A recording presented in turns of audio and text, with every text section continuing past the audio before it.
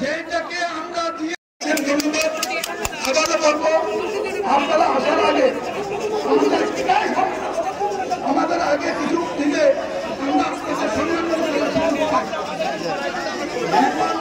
বক্তব্য রাখছেন জেলা বিএনপির আহ্বায়ক জনাব হাবিব মোহাম্মদ ইয়াসিন। আজকে এই ছোট শরীফপুর উচ্চ বিদ্যালয়ের সামনে এই অঞ্চলের বিএনপি দ্বারা যে ত্রাণের বিতরণের অনুষ্ঠান করা হচ্ছে, সেই অনুষ্ঠানে উপস্থিত বিএনপি শ্রদ্ধেয় মহাসচিব উপস্থিত আছেন।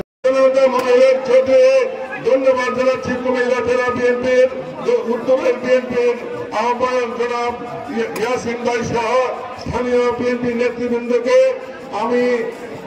আমাদের মহাসচিবের সাথে আমরা ত্রাণ বিতরণ করতে এসেছি।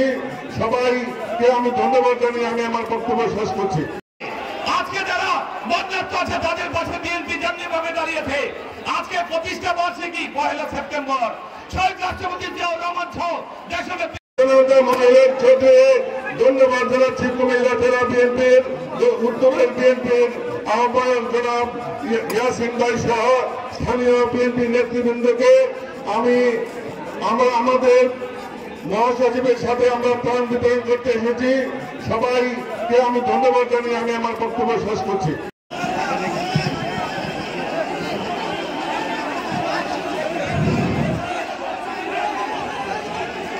আসসালামু আলাইকুম। আওয়াজ হবে না, যে যেখানে আছেন মাঠে কাদা আছে দাঁড়িয়ে যান। মূল কাজ হলো ত্রাণ বিতরণ। যেহেতু সব জায়গায় যাওয়া সম্ভব নয়, আমার মা বোনেরা সামনে এসে আছেন। উদ্দেশ্যে মূলত মহাসচিব ভাষণ দেবেন, এতটুকুই ছিল।